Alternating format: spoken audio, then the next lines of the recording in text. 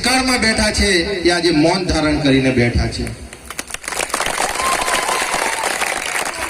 આજે સરકાર મોટી મોટી વાતો કરતી હોય, બેટી બચાવો, બેટી પઢાઓ, તો આજે આપણા સમાજમાં જ આજે ઘણી બધી બાળકીઓ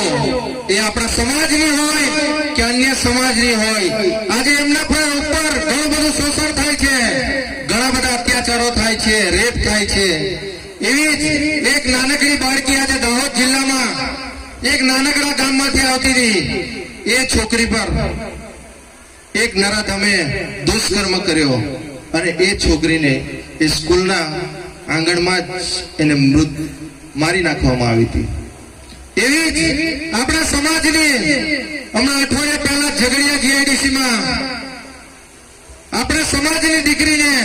જે 10 વર્ષની ઉંમરની